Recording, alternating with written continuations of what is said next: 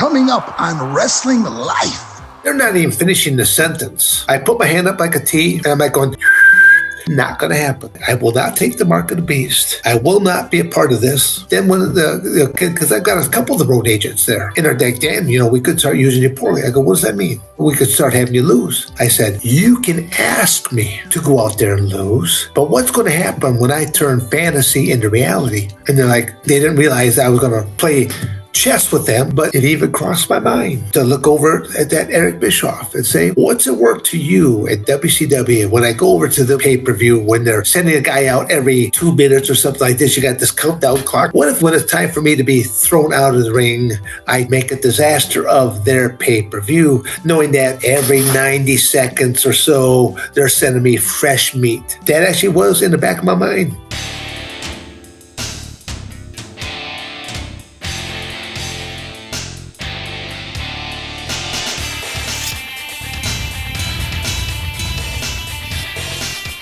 This is Wrestling Life with Ben Veal, the show that celebrates wrestling's past, present, and future with real talk from real talent.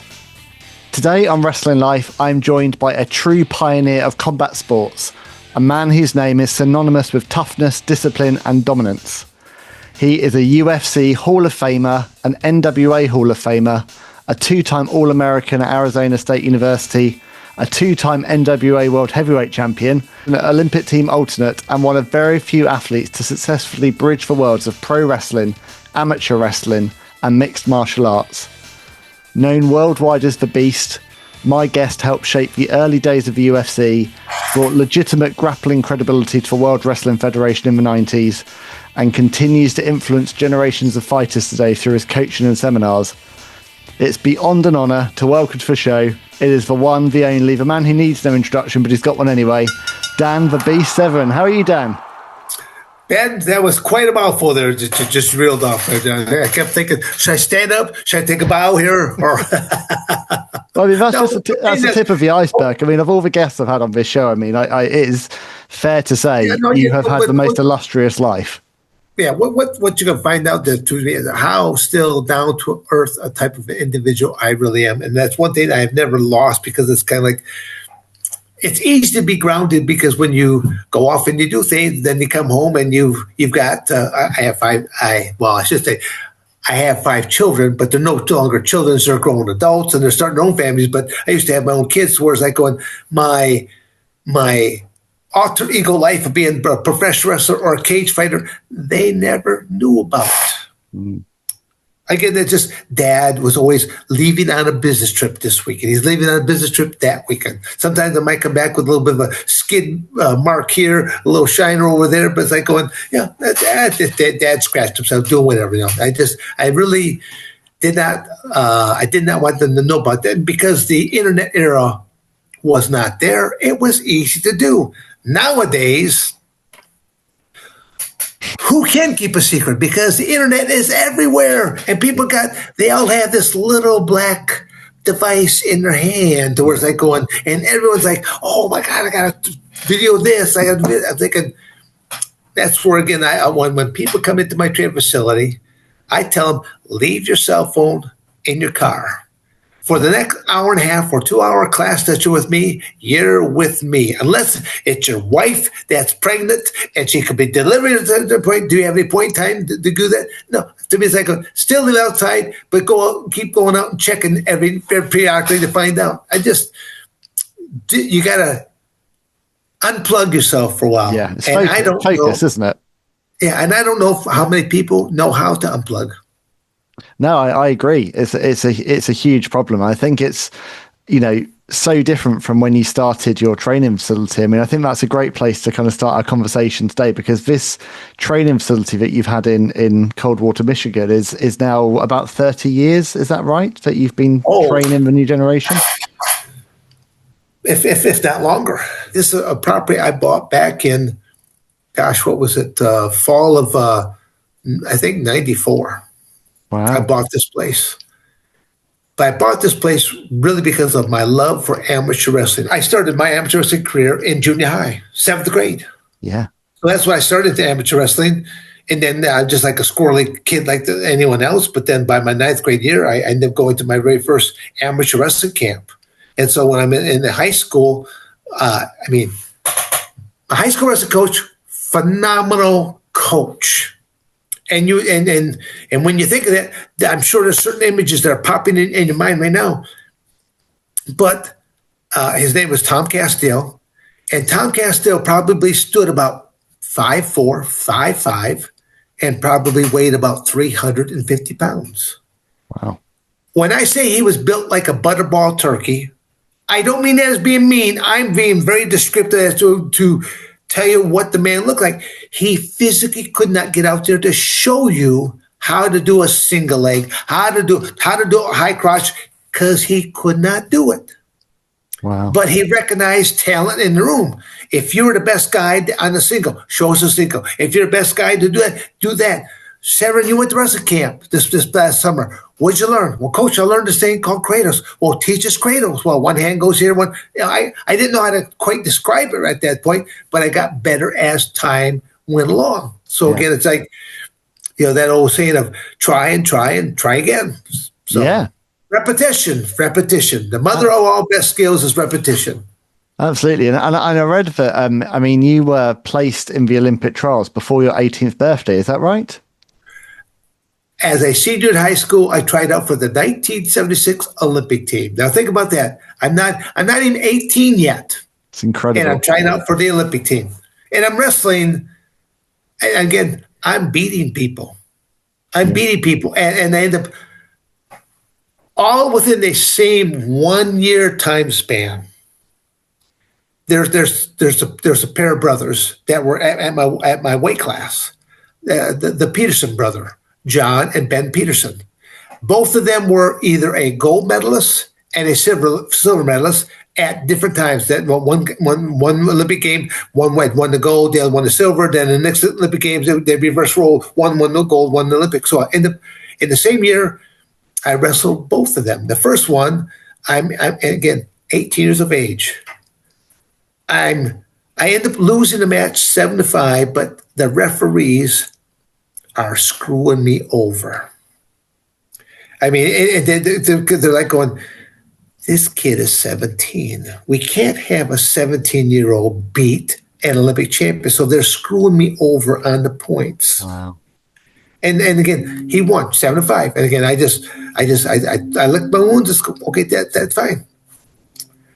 But my freshman year, less than a year later, I'm at Arizona State University, and the Athletes in Action Christian athletic group.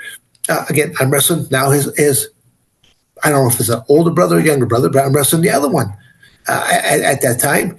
And this is that crowd of Arizona State. And basically, I pinned him. It's like, it's kind of not that I have any kind of like sweet justice or something like that, but it just shows I'm an 18-year-old kid, a freshman in college, and what happened? I had such a Cinderella freshman year because I went 34-0, 24 pins before a knee injury stopped me. Okay. I pinned 5 out of the 6 NCAA place finishers there, including the returning NCAA champ. Wow. Twice in the same 1 week span. He was at a dual meet at Arizona State, and then 4 or 5 days later, I meet him down in Tucson, Arizona at the Wildcat Invitational, where they got 20 some odd teams there, and we meet in the finals, and I pinned him again. And people are like going, who is this kid? He's 18 years old. You're not supposed to do stuff like this. But it's like going, I know no better.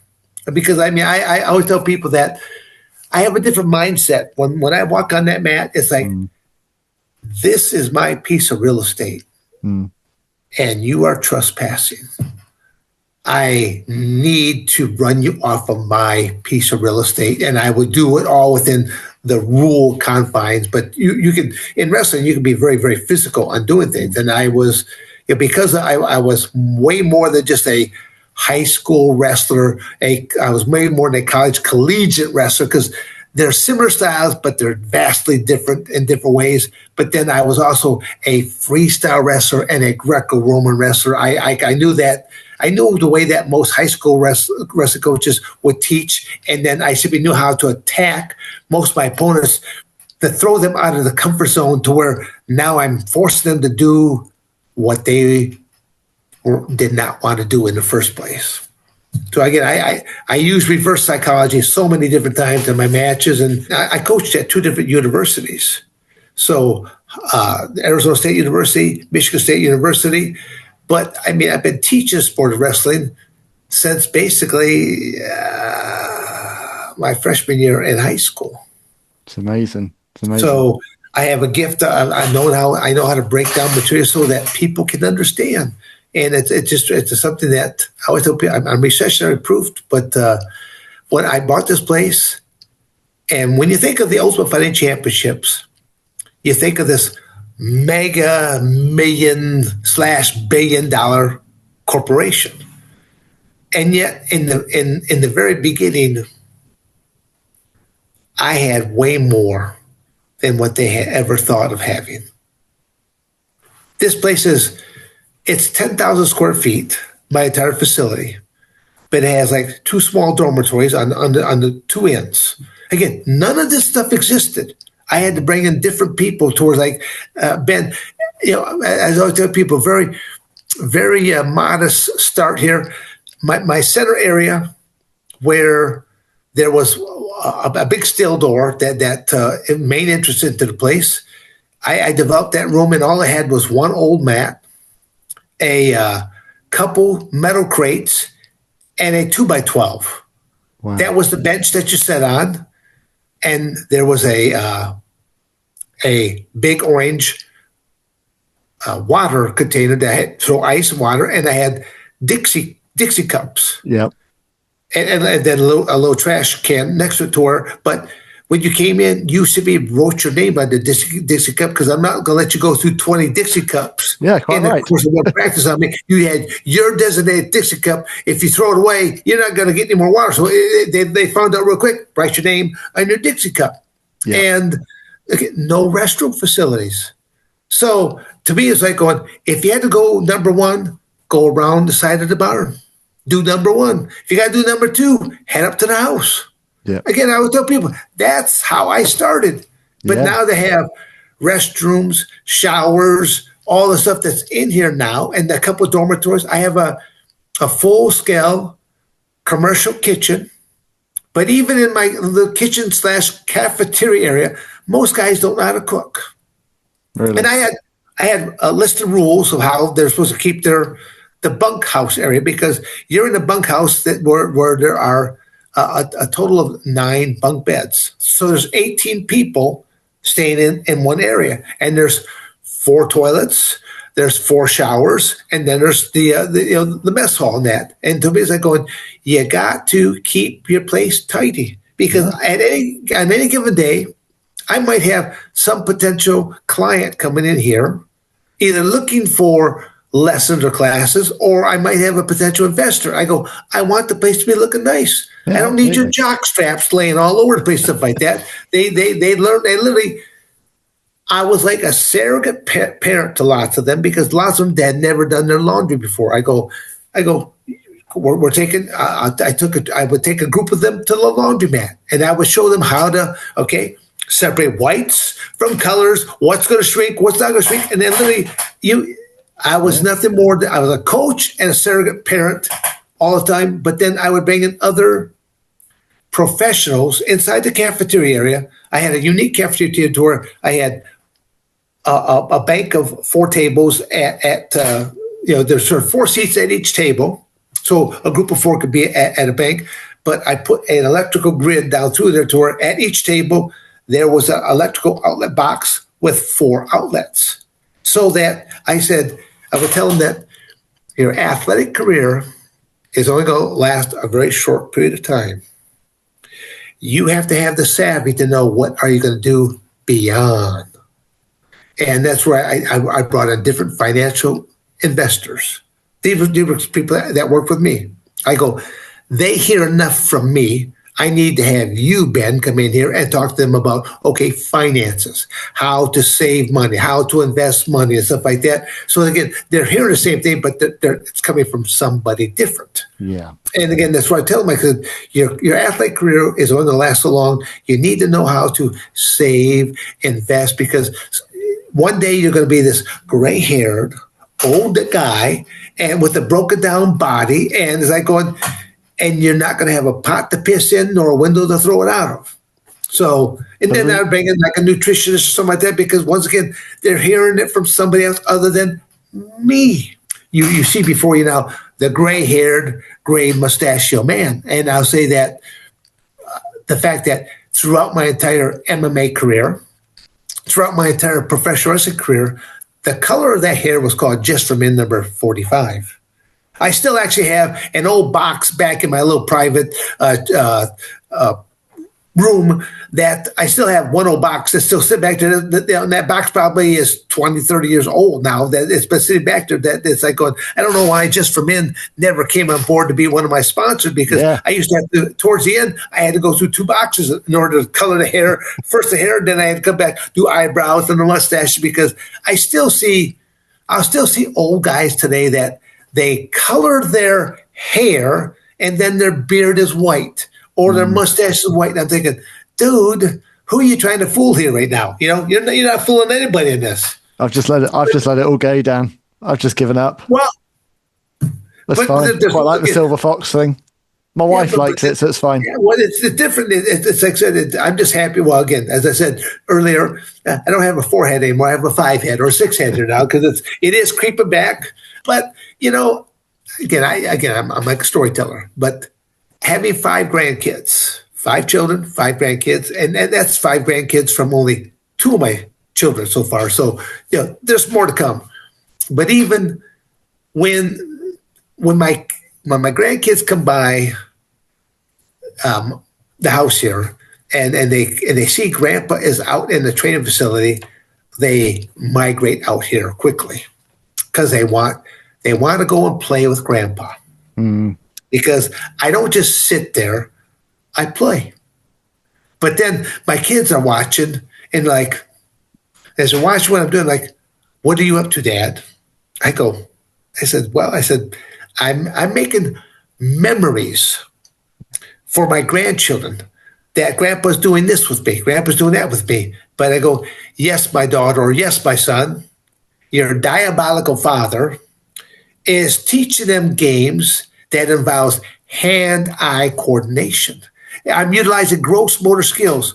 Most of their peers play on a tablet or on a cell phone. They have the most overdeveloped thumbs, but they can't do diddly squat on anything else. I go, I got your kids doing cartwheels, 4 rows, backward rows, and who's teaching them?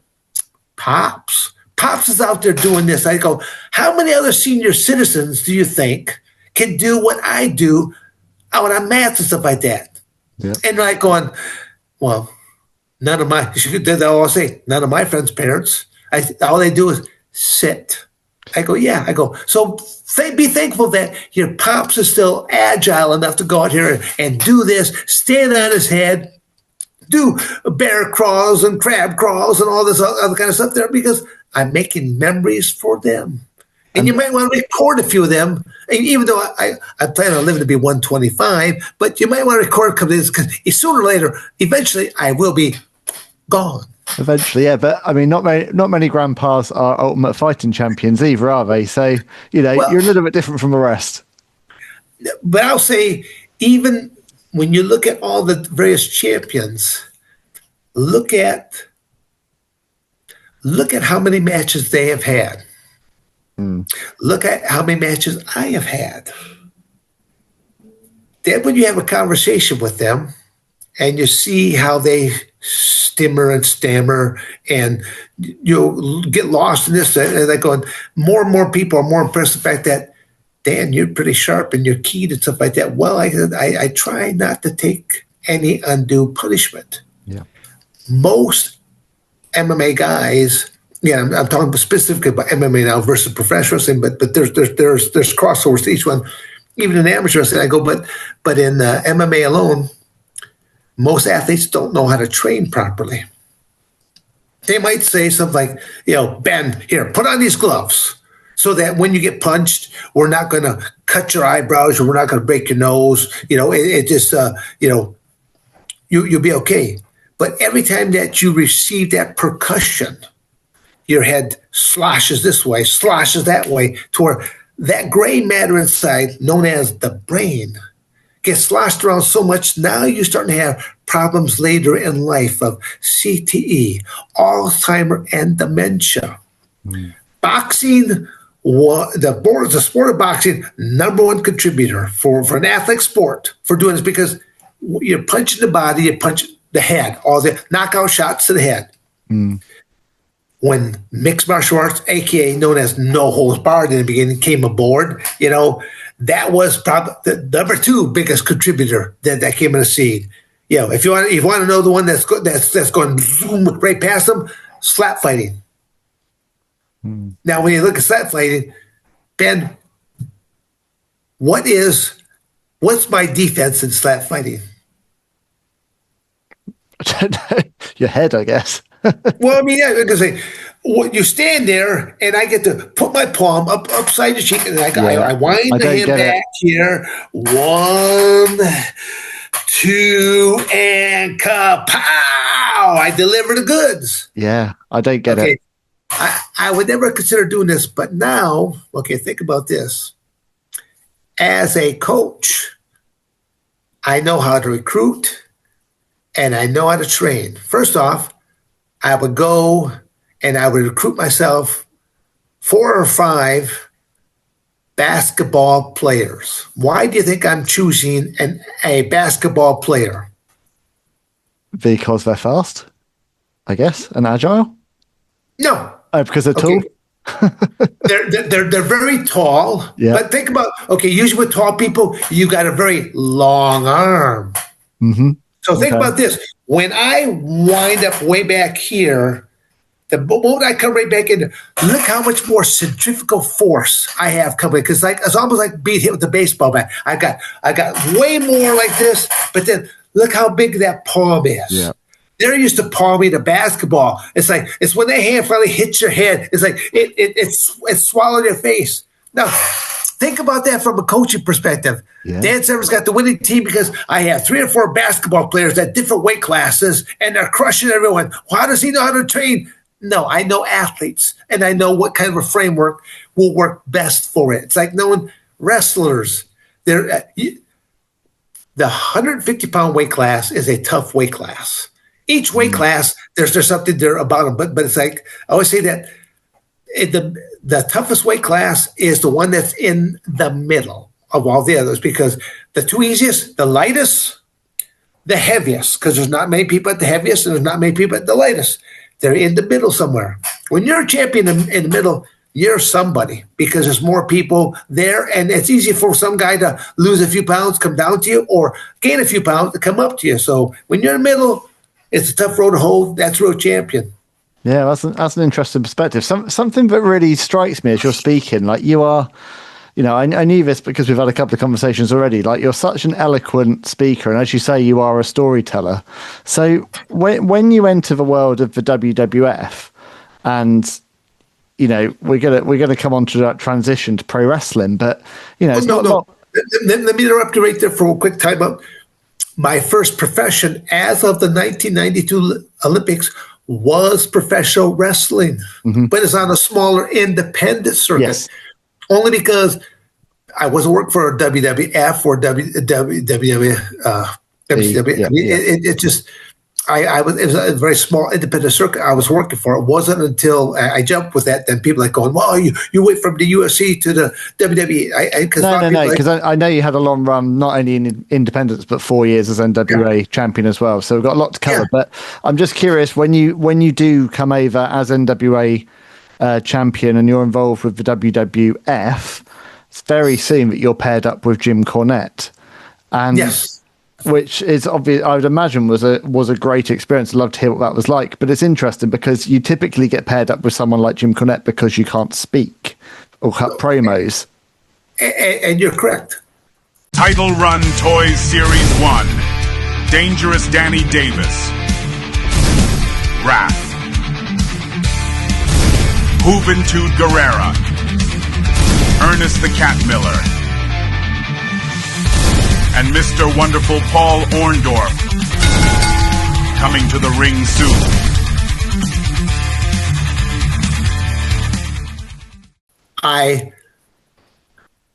Back then, again, I'm still not that guy that was cut promos. I'm a chatty Cathy doll here during interviews because this is a comfort zone for me. Yeah. It's like, because all you're telling me to do, you're asking me a question, it's easy for me to respond. Like just yesterday, I was at the Elks Lodge yesterday for a meeting with local business people. And when the guy was first talking to me, he goes, I'd like to come in and do like a 30-minute presentation. I go, on what? He goes, well, about your business. I go, I am my business. I said, my training facility has not been open during the whole COVID caper and stuff like that took place. I said, I had to recreate myself. And I did such a good job that it's like I left it closed. I've done some private clinics and stuff like that, but I left it closed to the public. So it's like going, I don't have a business to promote there. So again, I agreed with him. He was like, in a short time, I agreed. But then I went in there and I wrote down just a couple little tidbit things on a little piece of scrap paper. And I even said, as I got up to the microphone, I said, this is going to be one of your more unusual type of speaker things. But I said, because I'm not here to pitch any kind of a business. I go, I am my business. I'll simply say, I came to Coldwater, Michigan because of a job opportunity. Within a 2-week time span. Again, think about this, Ben. In 2 weeks' time, I sold a home. I bought a home. I went to work, and at the end of the first week, I did not have a job. And I bought the home all based on the salary you were promising me. That was the era where a handshake and a man's word was worth something. Today, in today's world, what does a handshake and a man's word mean now? I still hope it means a fair amount, but no, it should. It should. And I like to think that way, but anymore I go, because certain things I go, we're gonna do this the legalese way as well. I go, especially I tell my male people I'm working with, I said there will be what I call my crush nut clause put in there on you. And they're like, well, what's a crush nut clause? I go, if you should go array, I got this little electronic button I get to push, and I will crush your nuts no matter where you are at in the world. And like, dude, I mean, because they all clinch, because, every guy's been hitting in the balls at some point in time. I'm thinking, this isn't just a hit in the nuts. We're going to crush them. Yeah. We'll turn you into a eunuch. You won't be, because I always tell people I don't want you to reproduce any more of your evil seed anywhere. So anyway, that's, again, Dan said I'm just going off onto a tangent. That's all good. Back to you. But yeah, so Jim Cornette, being paired with Jim Cornette, how does that come about, and what was that experience like? And Jim actually told me about stuff like that, and it was the best move from, I'll say, the creative team's perspective, because I am not going to cut some wild, outlandish type of promo. Again, at least not at that point in time in my career.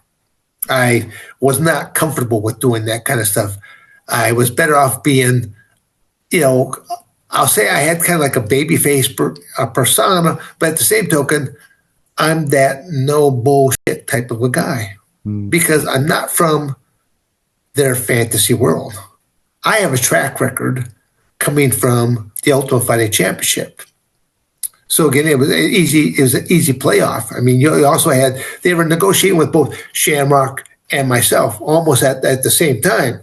And basically, I mean, Shamrock just more or less said, he's like, for X amount of dollars, you got me. Well, I knew they did not know how old I was.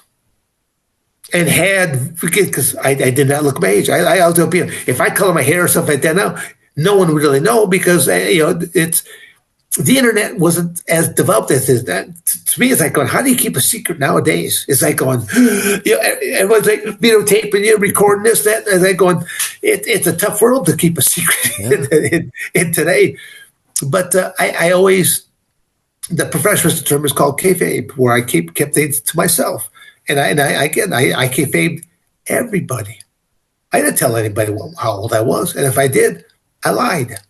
So you were late 30s, in mid to late 30s. Well, in mixed martial arts, I was 37 there. Wow. Okay. Yeah.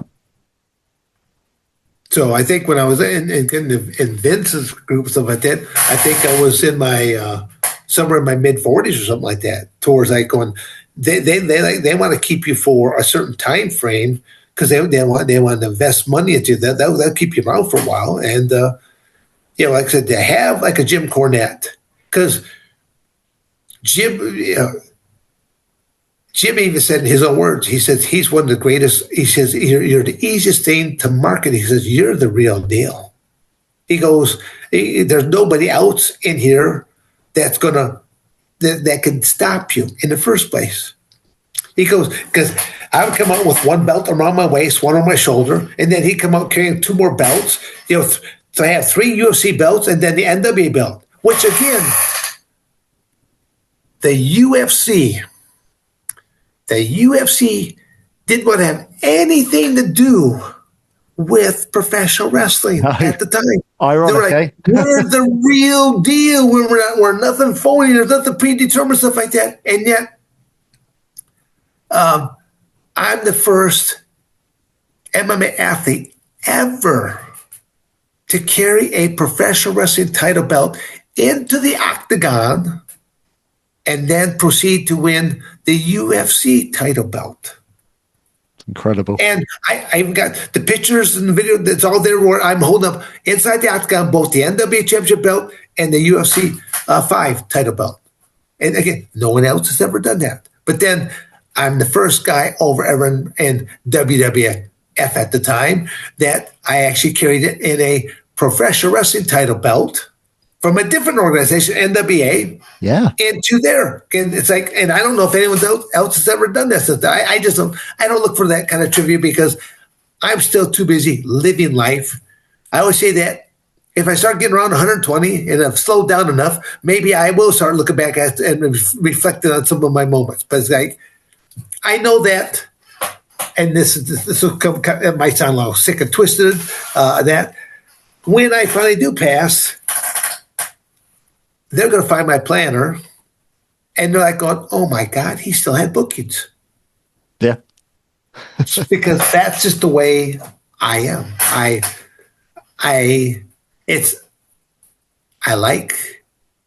like working, but then other people, especially when they retire, they as the expression goes, they put one foot in the grave. Yeah. Because now, what is their purpose in life? To get up in the morning, have a cup of coffee, but it's like, now what do I do? They retired. You have to have purpose. I always tell people that I will retire in phases because, I've retired from mixed martial arts. Yeah.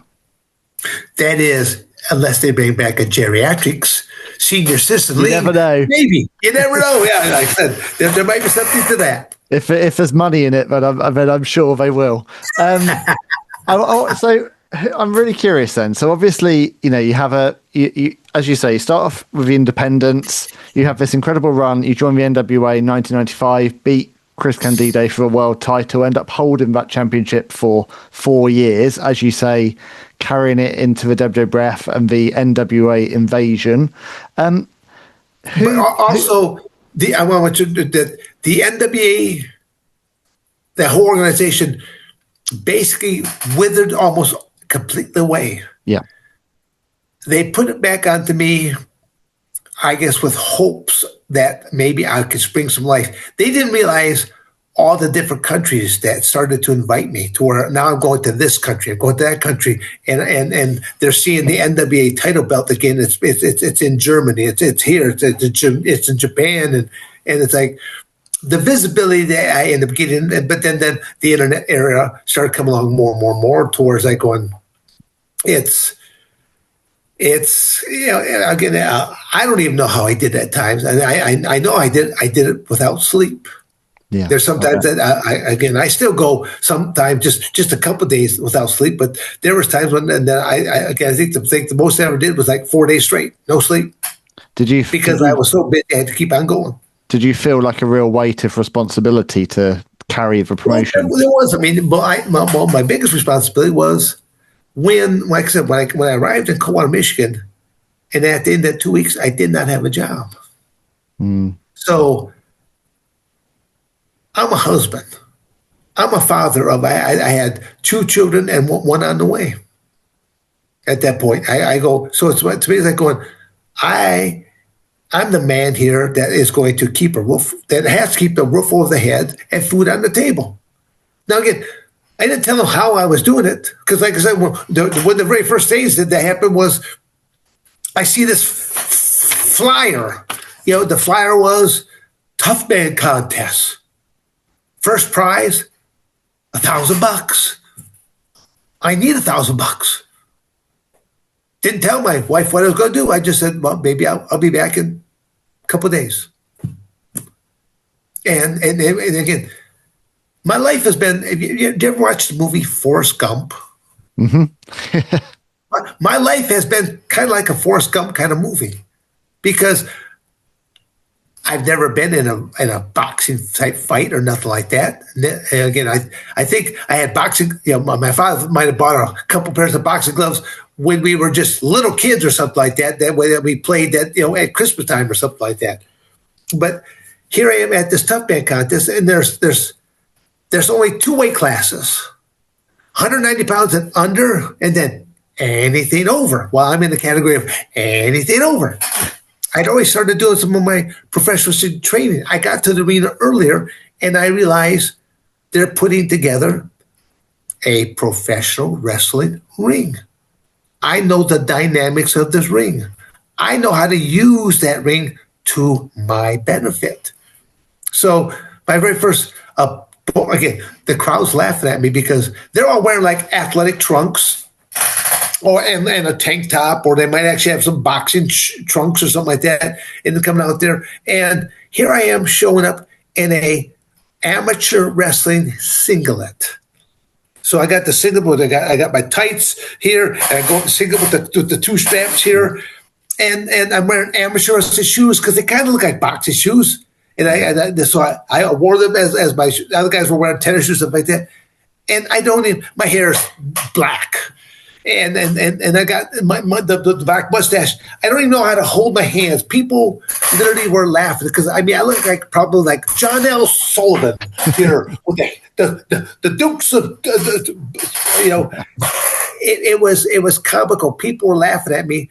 And then when the referee had the bell ring, as we're starting to move around, this big old horse comes out there. He starts throwing a couple big swings. I'm like, oh, holy shit! Close the distance. I don't know what I was thinking. So got to close the distance. So I just hit him with both gloves in the chest, and I got to go backwards, but I'm aiming for the middle of the ropes, knowing there's going to be this rubber band effect.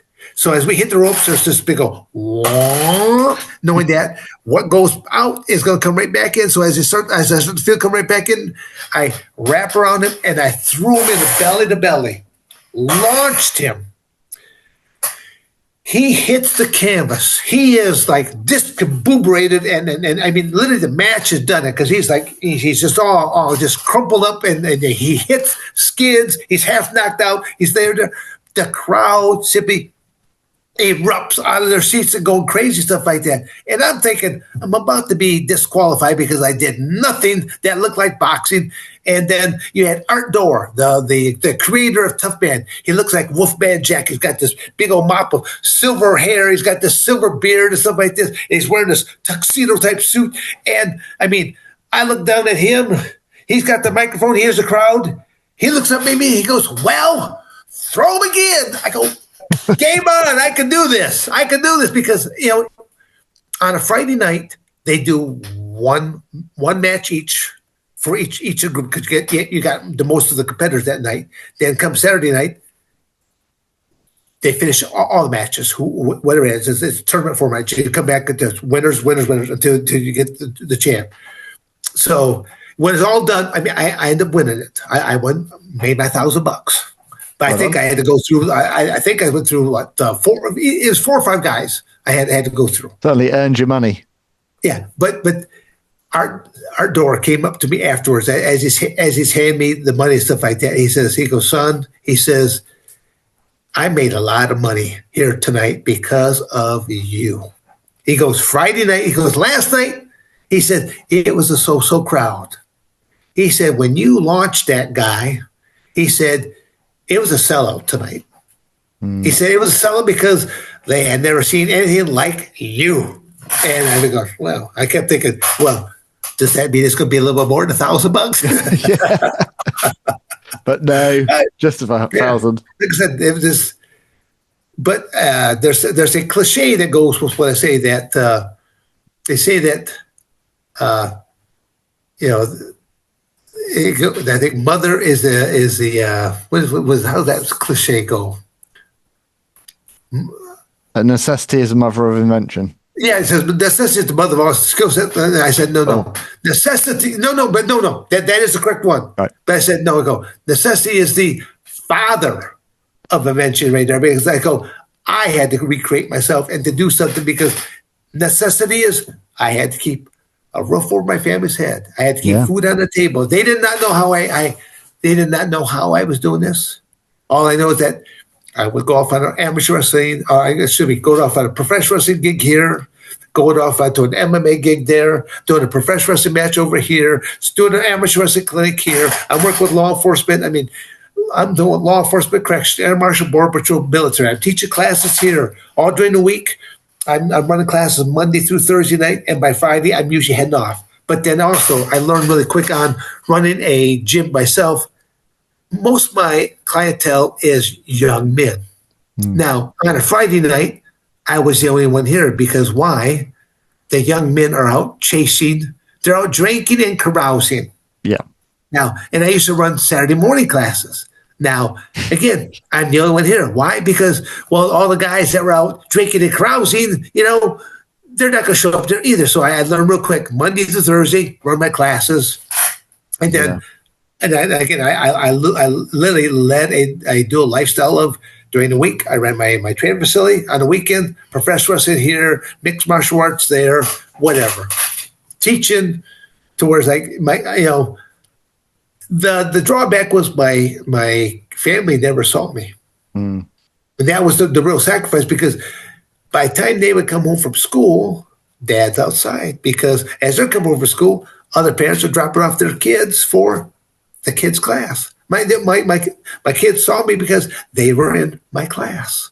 And I could not show favoritism because they're in my class. Obviously, your kids are, several of your kids are now parents, as you say. Yes. And you protected them a lot from your fighting days and your wrestling days during that time. Do you have conversations with them now about actually the sacrifices you made and why you made them? Oh, no, you're exactly right. Those types of things are taking place now because they do have their children. And they're like, Dad, how did you do this? How did you do that? I go, again, it's just, whether I'm speaking to my son or to my daughters, I go, you just have to. Yeah. I said, how many sleepless nights have you had already? Especially when, if your child is like starting to teeth or where their teeth are just starting to come in. These are sleepless nights. The child, they really can't communicate there with you, but they're starting to cut some teeth and then the child is miserable. You can't really communicate with them to know what can you do for them. I go, there's times when I said, I'd have you guys, for whatever reason, if I could hold them up by the heart, if I could, because now they feel like they're kind of like back into the womb. If you keep up a heart, but you keep this little bob and weave type thing. I go, there'd be times that I would be so tired. I know I'm actually half asleep. I'm standing up in my living room. And I'm just holding my child right there because it's calming you down. Mm-hmm. And that's the way I could get you calmed down. So My youngest son, I used to stay up until about 2 a.m. watching old wrestling with him. He used to fall asleep on me, and I think he just liked the sounds of it. So I was quite happy because I could just like go back and watch like old 90s wrestling. But literally, as soon as I turned it off, he'd wake up. So he kind of fell asleep to wrestling. Yeah, no, there's a lot of great memories. So again, you sprawled out on the couch, and you got a couple kids around you, stuff like that. See, my kids simply knew that when I was on the floor, it's like that is the jungle gym. Yeah, and because it's like my kids. I tell it to them now that I incorporated my children in my workouts. I was making memories for them, but I'm killing a couple birds with one stone. I'm making memories because all they do is they're having fun with dad. But then because I'm just roughhousing them, they might be on my back. I got piggyback ride. I'm on all fours. I'm playing horsey stuff like this. But I'm bucking up and rearing up like this way, jumping on down there. But I'm exercising more. Then I get up on my feet. Then I'll get on my back. We're doing the airplane. I got them on my feet, and they're doing the airplane. But then other stuff to start to try to army crawl away from me. I grab them by either one foot, and I grab it foot, and then I start to bring the foot up towards the ceiling. I go, and then as I'm looking at them, I go, where are you gonna go now? Your daddy's got you, and stuff like that. But I'm using like barbells, dumbbells, things of that nature. I'm grabbing 2 feet to see. So I'm incorporating exercise movement, giving them the time of their life, but I'm getting a workout in it as well. That's genius. I like it. Yeah, I should do that. Yeah. I mean, but again, it's necessity, isn't it? It's you've got to train, and it's a way. Yeah, well, like in my training facility, like here now, let me think about this. Yeah, how many seniors do you think literally train nowadays? I mean, I'm done. Again, you can talk about your country. I know that, like in America, the senior citizen market is the biggest market in the United States. We have more seniors than we have young people because most young people are not having big families anymore. So there's more seniors than there are young people. I want to focus on some of the because obviously this is only a small in your big career. It's only a very small time period, but that time you were with the World Wrestling Federation was very eventful. And there's some really interesting things I wanted to ask you about. First of which was how does it wind up that you enter the World Wrestling Federation? At the kind of birth of the Attitude Era, really. Who negotiates with who? Who does Vince McMahon approach? Who do you approach WWF? No. It was I dealt with probably Jim Ross. Right. It's who I was dealing with primarily in the beginning. It was kind of unique because I was first approached by WWF, and Jim Ross was basically the person I was speaking to. And then, they basically, at first they were looking at, this crazy type schedule. And I'm like going, I'm not looking to be on the road that many days. I said, because it's like, I don't want to put all my eggs in one basket unless they're going to pay me a shitload of money. Okay. Or something like that. I mean, I kept it kind of real with him. And, it was, after I did my first meeting, WCW caught wind. And then I go, Eric Bischoff and a couple other in the organization, they brought me in. And so now I'm talking to them. And they're looking at that kind of a much bigger push for me. Well, Vince and the WWF must have caught wind of this. Again, I don't know because I didn't tell nobody. I'm negotiating. I'm having meeting with either or, but they caught wind, and basically, they come back. They came back to me again, and they gave me all what I was looking for. I was looking for a much more limited schedule. Mm-hmm. I wanted to know ahead of time what my schedule was because Ben, I'm going to be probably one of the most unique people because it's like when I was running, I had multiple lifestyles I was leading there. I had my schedule ahead of time, and I could actually contact travel. Mm. The very first time I went on a gig for the WWF, I stayed at the hotel that all the other wrestlers stayed at. And when when the show was over, I'm going back into the lobby. There's all kinds of fans because they found out where all the wrestlers are staying. And then all kinds of fans are just hanging in there. And then there's all kinds of ring rats and things of that nature. And I think you know what I'm talking about there. Yeah. But it's like, and I'm like going, this is not what I'm looking for. So from after that first time, I would always find out where is everybody else staying. I stayed somewhere else. But then I would fly into a city earlier that day or the day before. And but ahead of time, I will have set up maybe an amateur wrestling clinic, maybe a submission grappling clinic or something like that. I set up something to do the day before. Then I would go to the, or maybe something even that following morning. Because again, I go to different high schools and do like these little school assemblies and things of nature for, I do something there. Then I go do my business with the, for the WWF. And then when the show was done, I would go to a sports bar, something like that, and then do an appearance at a sports bar. So my 24 hours is gone.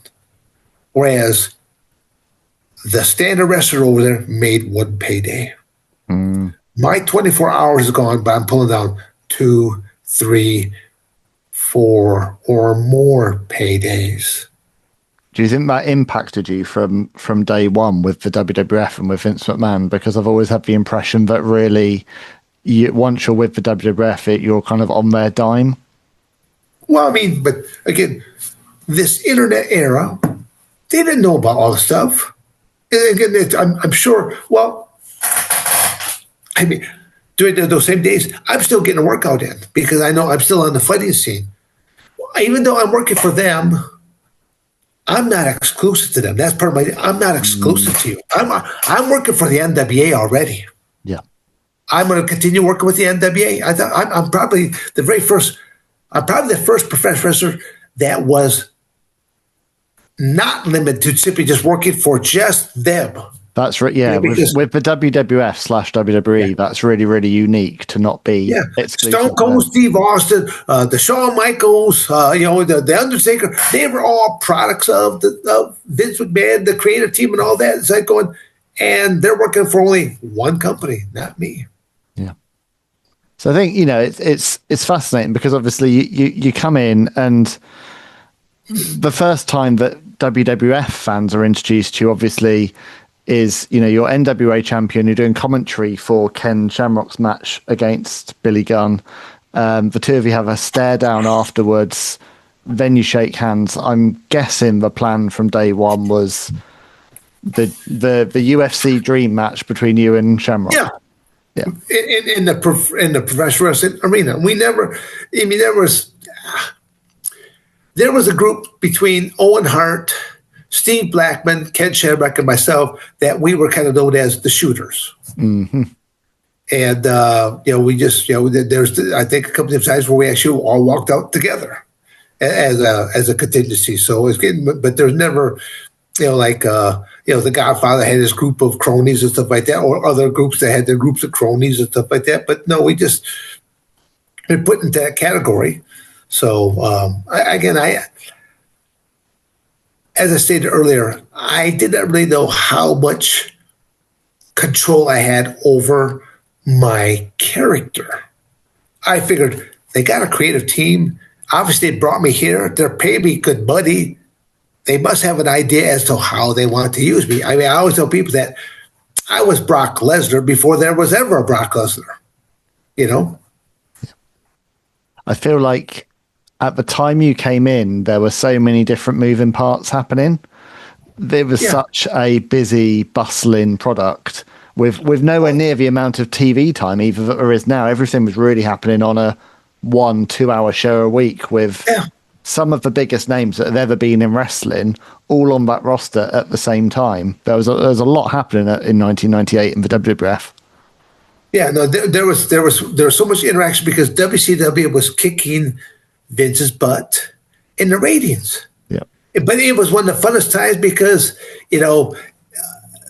Vince was pushing the envelope and what they're doing, It's like WCW had Goldberg, and WWF counters with, we've got Gilbert. The guy has no muscle tone and stuff like that. I mean, there was comedic type of thing. It was actually a very fun time because of how they were really coming out at the seams in so many different ways. It was actually a fun time. Did you enjoy your time with WWF? Well, just simply say that like I would be there, and again, it's like when especially in the very beginning, I'm all dressed up. I'm in my costume. I'm backstage, but there's a chalkboard there, and the matches are laid up there, but they only have so much match time, and that's where a lot of people understand. There's a weekly show that leads up to a monthly pay-per-view. That's where they're making money that night because people paid tickets to go for this, but they're going to make even more money on the night of a pay-per-view. Yeah. Because not only do they have the arena, but now they have all these pay-per-view buys. So there's, again, let's say if there's average of 7 matches, there's at least 14 people, but sometimes there's tag teams and other stuff in there. Let's say there's going to be 25 to 30 people. That's going to be on that potential pay-per-view. But we all know, Ben, in the next 30 days, somebody is going to get hurt.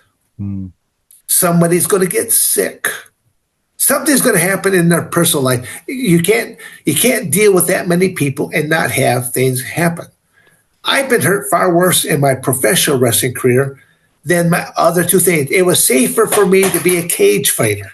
It was safer for me to be the amateur wrestler. Really? Wow. Yeah, because you are putting your body into another person's hands. Because a lot of people say, well, professionals is fake. Professionals is fake. I go, no, we are putting on a show, a very physical show where things go wrong. I'm Mark Merrill, former WWE Intercontinental Wrestling Champion and 3-time WCW World Television Champion. I am thrilled to announce the release of my new book, Bad to Good. The inspiring story of a wrestling wild man chronicles the highs and lows of my life, both in and out of the wrestling ring. It's a powerful narrative of overcoming adversity and the importance of perseverance, no matter how tough the journey gets. Co-authored with my good friend and award-winning journalist, Ben Veal, this is a story I've long wanted to share, and I truly hope it inspires you. I hold nothing back in this book, revealing the untold truths of my extraordinary life, from my modest beginnings and my first boxing match to the struggles with addiction that almost consumed me and my evolution into the charismatic Johnny B. Bad. This book offers an insider's perspective on the world of professional wrestling and my journey as a sports entertainer. You'll read about my pivotal negotiations with Vince McMahon that led to the first ever guaranteed contract in the WWF and how that decision marked me within the locker room. I discuss the impact of my relationship with my then wife, Rena, known to fans as Sable, on my career. I also confront the darkest moments of my life, how I hit rock bottom and how that experience sparked my rebirth, leading me to become America's leading motivational school speaker, inspiring young people and transforming lives. Featuring forwards by my good friends Diamond Dallas Page and Lex Luger, along with contributions from Mick Foley, Eric Bischoff, Vince Russo, and others who shared this wild journey with me.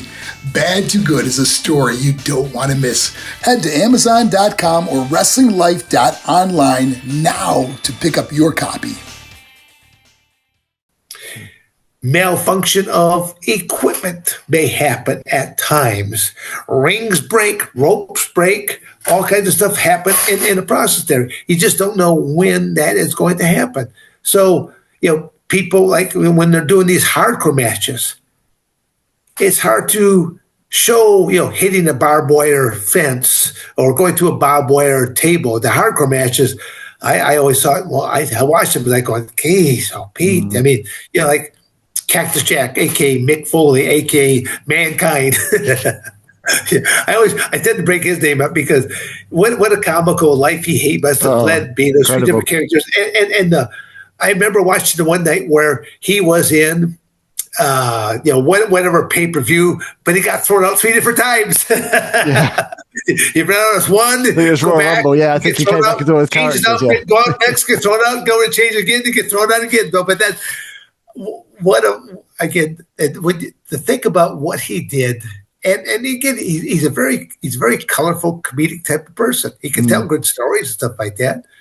But I mean, this will sound bad, but it's not meant to be bad. But he was not exactly what you call a physical specimen. No, I think by his own admission, he'd admit that. Yeah.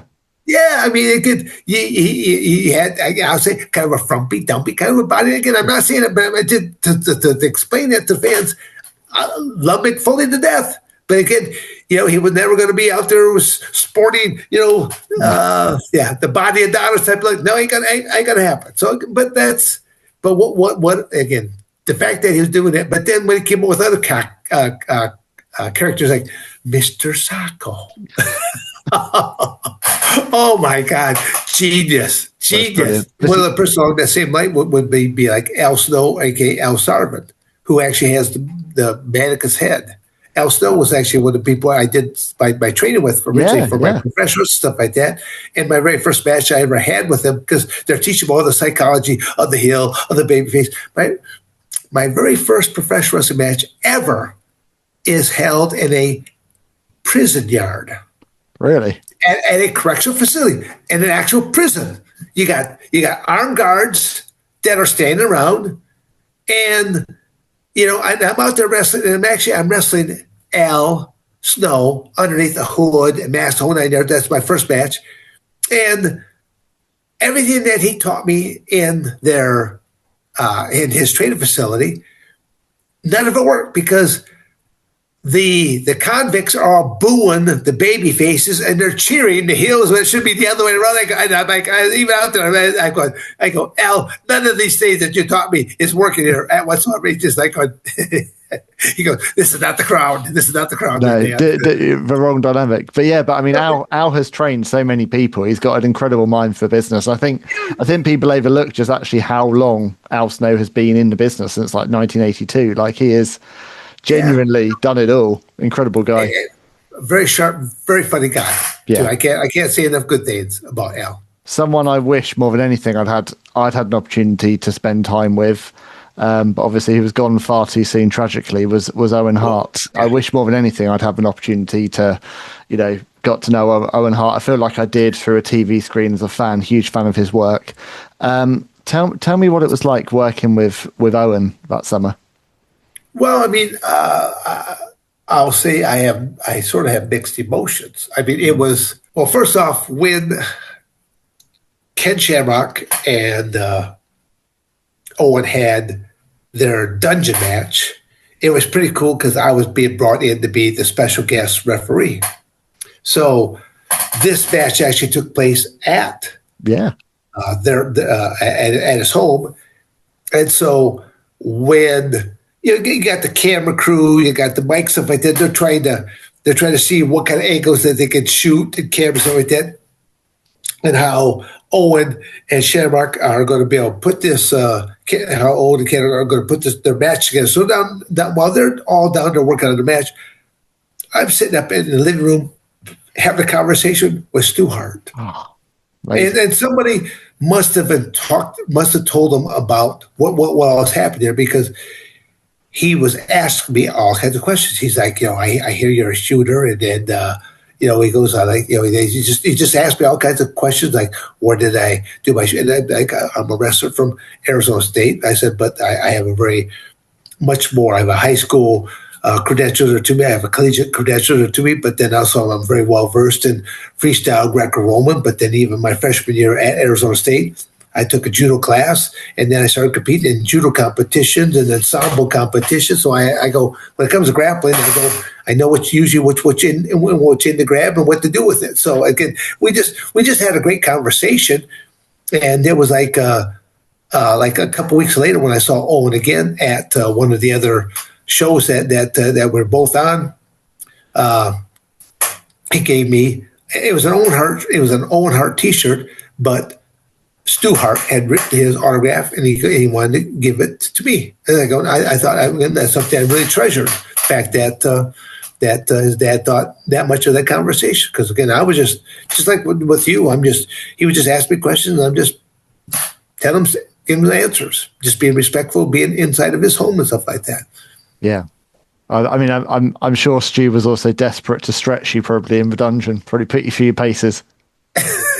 Well, no, the dungeon produced so many great wrestlers. Really did. It did. It just so many great wrestlers came from that place. It's like going, I don't know what the magical dust that he had in there, but but it was just an little amateur wrestling room is what it was. Yeah, incredible family. I mean, you were no longer with the company, were you? I don't believe by the time that Owen had his accident and passed away. No, yeah, I was not.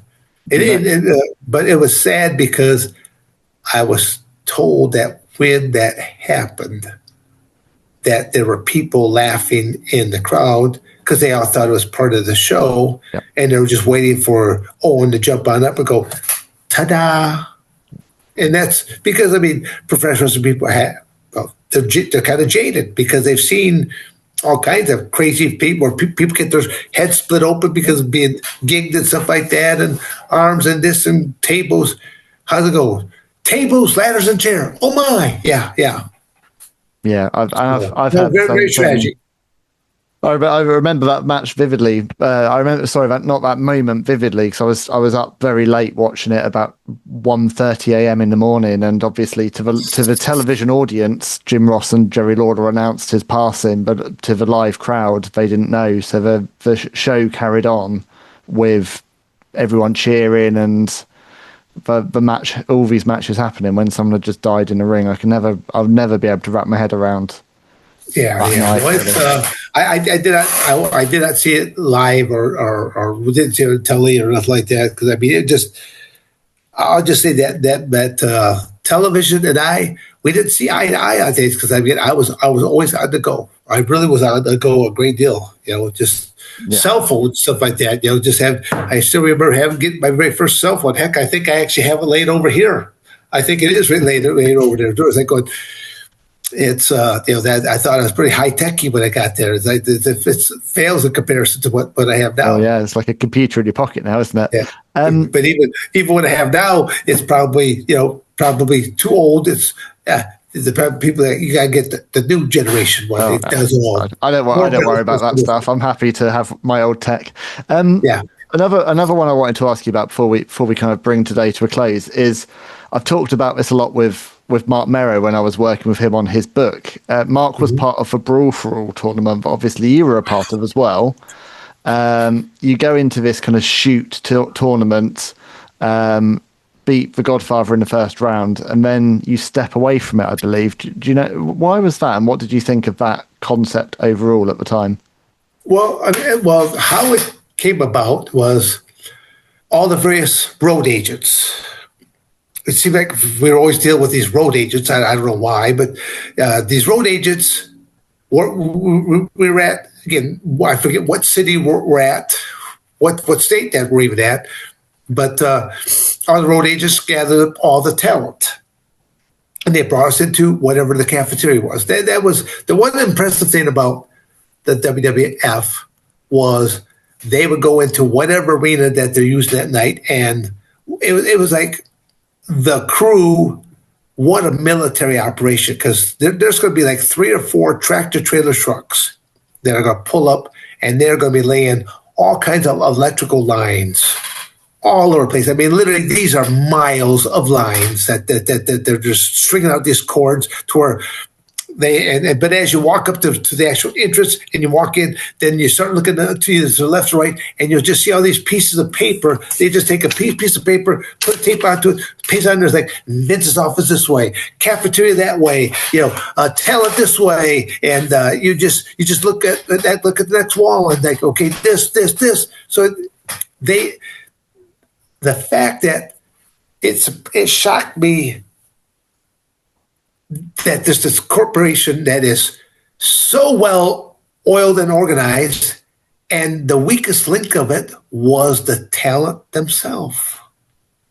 And because Ben, you could have been shit-faced the night before, and you're showing up drunk, staggering in, circles underneath your eyes, and you lost all your gear. But they've got a couple of seamstresses there that in the next hour or two, they'll have a brand new outfit whipped out for you. They've got people there that are going to cosmetic people that are going to, they have to color your hair. They've got to shave your face. They got to sober you up. Literally, they can do everything except wrestle the match for you. But I would say, except for on a Monday night, it's a live show, but usually on a Tuesday night, it's a taping. They can even wrestle the match for you on a tape because they can edit out all the bad stuff. Yeah, or even do it again, yeah. Yeah, it shocked me that when I would see talent showing up in not very good shape, I'm like going, I'm thinking I'm not talking to anyone because I kept to myself. Even it made a lot of the wrestlers nervous because I had a laptop at that time. So I would go in and wherever I was at, I had my little, I bring in my little planner with me. I had my laptop and I'm conducting business. As I said earlier, they're here in 24 hours. They're making one paycheck. I'm here for 24 hours, pull down 2, 3, 4 paychecks. My time means something. It still means something to me even today. So it boggled my mind. And even then, I had a very unique contract to where when the matches were done, they were paying me out that night to where there was like there would be this line of wrestlers getting usually a little bit of something extra monetarily. Might be just usually like $50 to $100. And then they're all looking and they're seeing me getting an actual payout. And they're like going, they're nudging and they're all pointing, like going, what's the deal? And stuff like that. Why is he getting so much more? I'm just getting paid out. But it's the deal I struck. It's not the deal that they struck. But then as I stated earlier, Vince didn't know how old I was. I wanted to know my schedule ahead of time. I knew how many matches I was going to be doing that year. I had a different life but I was doing so many different things to where, as I stated earlier, there would be times when I wake up in the morning as I'm rubbing the sleep out of my eyes, I had to look around to see where am I at. And then I had to go look at my planner to find out what is my function tonight. Am I an amateur wrestling instructor? Am I working with law enforcement, military, border patrol? Don't know what I'm doing here right now. It's like that's ironically 30 years later, I still live out of a planner, and I'm still on the go. But I mean, it's more drawn back because it's kind of like going, well, I've retired from mixed martial arts. I don't think they're going to open up any geriatrics leagues anytime soon. Right. So it's like, well, yeah, that career's probably be behind me. I'll just fight with my better half. Except, why do I always lose? Mark said to me about a Brawl For All. He said that, like, because he was paid danger money, I think he was getting $5,000. So Mark Mero at the time in the Brawl For All, I think he was getting $5,000 per fight was what he had negotiated for that. So he was like he wasn't doing much on programming. He was obviously a Golden Gloves boxer, so he was like, sure, I'll take part in that for the extra money. How did that sit for you, the Brawl For All? Obviously, coming as a legitimate shooter. I never did answer that question. When all the road agents brought us in and they pitched the idea of this Brawl For All, they basically said, and again, I'm, as I said earlier, I'm standing next to one of the road agents. They're starting to explain this Brawl For All concept. And he said the only two people that are not allowed to be in it is Ken Shamrock and Dan Severn. And then as soon as he said that, I'm next to one of the road agents. I go, well, do I need to stay in there and listen to this anymore? He's like, no, you go. So I left. So I didn't know nothing. A couple weeks later, again, I'm at work, whatever building arena that we're at, and I'm waiting around just simply to see, am I going to work tonight? Am I not going to work tonight? Because there's time that, as I said before, the chalkboard, if someone's promo goes too long, if someone's match goes too long, a match has to be cut. And so I've been there before to where match got cut. And I go, okay, but I still got paid because that's how my negotiation, I'm only going to give you so many dates and you pay me for my dates, whether I wrestle or not. And so, so on the Brawl For All, this goes on for a few weeks. And then all of a sudden, one of the road agents comes in. He said, Dan, he goes, how would you like to be in a Brawl For All? I go, against who? How much? They gave me a name. They gave me a price tag. I go, fine. I go, but I don't want to wear any gloves. And like, you can't go out there bare knuckle. I go, I won't throw a single punch. I will show you what a real wrestler can do. And it's like going, but they still made me wear the gloves. And that's kind of hard to try and take people down or try to throw them when you got boxing gloves on, although I did start training more and more with boxing gloves on because it is easier to throw types of strikes, stuff like that with boxing gloves on. But if you could throw lateral drops and belly to belly things like that with boxing gloves on, when you don't have them on, you're even that much better on top of it.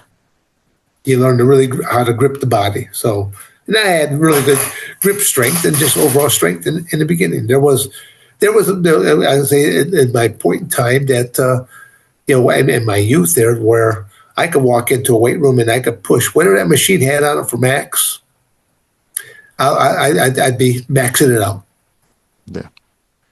Well, my last question on WWF before we wrap up, because I want to talk about what you're doing now and about motivational speaking. But my last question is really about kind of your time with the company coming to an end, because I've read it. I've read, but I'd like to hear this from you directly.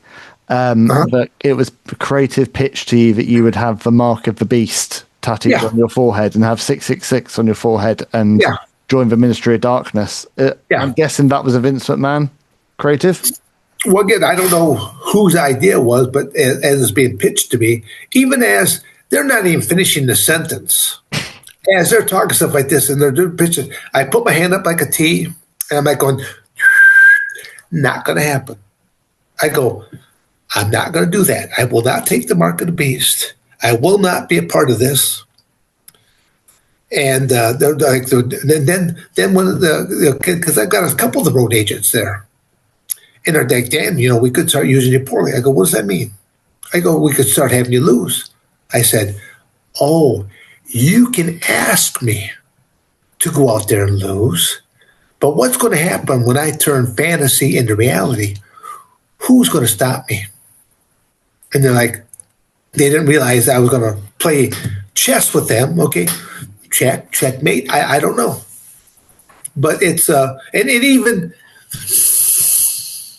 even crossed my mind to look over at that Eric Bischoff and say, well, Mr. Eric Bischoff, what's it worth to you at WCW when I go over to the whatever big pay-per-view when they're sending a guy out every 2 minutes or something like this? You got this countdown clock or something like that, and you simply know you're in the ring, and as soon as this guy gets thrown out, you're going to be who's going to be thrown out next, but it's all part of the show. I go, what if it's when it's time for me to be thrown out of the ring, I turn fantasy into reality?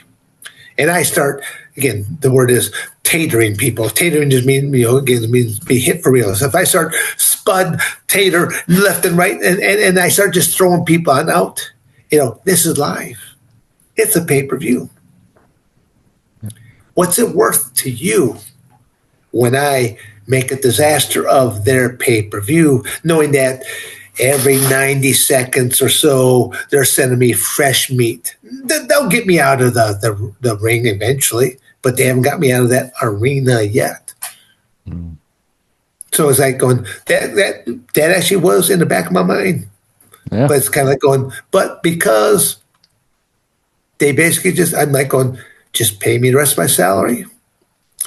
That's on my books, and sayonara. I'll move on. So my monthly check just came in and good to go. What do you make of, fast forwarding all these years later, obviously you were such a forerunner for UFC, and you said earlier to me that obviously UFC wanted to make sure it was very distant from a world of professional wrestling and sports entertainment. So now where we are now, what do you make of, TKO and the fact that TKO, you have both underneath the same umbrella? Well, and that WWE by the day is seemingly getting increasingly more like UFC. Yeah. In terms of commercialization and ticket prices. It is, and guys know how to become, guys and gals know how to become more of a character, whether they take on the babyface role or the heel role. I mean, it's. I think Conor McGregor was probably one of the very best in the very beginning because, and again, in the beginning, I mean, Conor McGregor was on Ireland's form of welfare. That's how poor he was. But one of his first times being in the UFC ring, when he said, made a couple of remarks, he heard this reaction, and literally, and I think it empowered him to go more and more and go more into character, even if it'd be at a weigh-ins or if it'd be at one of their, I forget what they did, the pre fight show type of things where they got everyone on the panel and then they're talking to different people. They all got microphones. He just, he was good at being the heel. Yeah. It worked out well for him because people were going to watch the pay-per-view, whether they wanted to see him win or if they wanted to see someone just punch him in the mouth. Yeah. He sold tickets. That's what it boiled down to. Yeah. It's that old analogy, which is as old as time in business, that people buy from people and people buy into people, don't they? And actually, the character trait. That's where a lot of people just they look at you. And I always say that you got to be around people for a little while to find out really what are they like. Mm. Well, look, there's going to be a lot of people who've listened or watched this conversation today who are either very early into their wrestling career, very early into their fighting career, looking to you for advice, Dan. Is there one big lesson that you impart on your trainees, or is there one yes. I guess personality trait you look at more than anything to be successful in fighting? I always say that because again, I'm talking to you out of a 10,000 square foot training facility here. I've worked with both athletes simultaneously. And the same thing I preached to them way back then, I'm still preaching to now, that you have to have a real job somewhere. And knowing that you're training around this, because in the beginning, who are you? You're nobody. And you got to go to gyms and stuff like this. You're going to have to pay for your training to see, first off, do you have the skill sets? Are you trainable? Will you take direction? There are some people that are just, they think they know how to do it all, but they don't. So I always tell people that, especially when it comes to professional wrestling, there's no health benefits. Somewhere along the way, you're going to get hurt. Hopefully you have a job that has health benefits, because you're going to get hurt somewhere along the way. You're going to get sick somewhere along the way. You want to know that you've got some type of medical plan right there. It's hard to find jobs more and more that actually have any kind of like medical health benefits and things of that nature. They're just harder and harder to come by, especially if it has retirement plans, other stuff to kind of go with that as well. So health benefits are a must. But then most people, especially when they're young in their career, they don't understand one day you're going to be old. Did you salt any money away for retirement? So there are a lot of companies that will simply say, yeah, we have a retirement IRA type program or something like that. And yeah, our company does a certain amount of matching if you put things away. So again, a lot of young people don't think about that down the road. I mean, I was one of them. I wasn't thinking about that at the time there either. I mean, again, as I stated, I was just trying to keep a roof over heads, food on the table. And then as each thing's kind of derived, it came in more and more and more. Sorry about that. Okay. This is my lawn mowing crew just pulled in right here, and that's probably why I'm getting a phone call. I need to go out and speak to them really quick there as well. That's all good. Last question, last thing to say then really is just how can my audience connect with you and support you? Because I know you've got an awful lot of stuff going on, Dan. Well, if they enjoyed this, I mean, I'll say I do have a website, but it's not fully functional right now. If they want to connect to me, it's simply my email address is dan@dansevern.com. I mean, I'll let you, if you get a chance to put it up there or stuff like that, but dan@dansevern.com is one of the best ways because I still travel. I do appearances. I do autograph signing. I still teach all kinds of different types of amateur wrestling, professional wrestling, mixed martial arts, submission grappling, gi work, non-gi work, but then work with all the other stuff that I do. So, and I even have a new angle right there that I'm doing things with senior citizens because what? Dan Severn is 67 years of age, but you find another cat that can do what I could do and also to be lifetime chemical free, Ben. Lifetime chemical free. I don't think you have to look high and low out of those two industries to find someone that can make my claims. I plan on being around for quite a while longer. As you're living to 125, you're only halfway through, Dan, so it's all good. We've got plenty more conversations to have. I'm ready for my midlife crisis. Exactly. Well, thank you so much for your time today. Thank you for sharing so many memories with us. It's been wonderful to speak with you, and I hope we can do it again sometime. And my pleasure. You've been a very, very nice host there as well. Thank you. That's it for another Wrestling Life. Thank you so much for my guest today. Thank you to all of you for joining me. Thank you, as always, to my brilliant producer, Jeff Easton from Tall Lake Productions, for bringing Wrestling Life to life. We've got so many of these fantastic conversations in our archives, so please do check us out wherever you get your podcasts. And the most important thing of all, please hit that follow button, please like us, please tell a friend, and please talk about us using the hashtag WrestlingLifePod. So that's it for another episode. I've been Ben Veal. This has been Wrestling Life with Ben Veal. I'll see you soon for more real talk from real talent. Bye.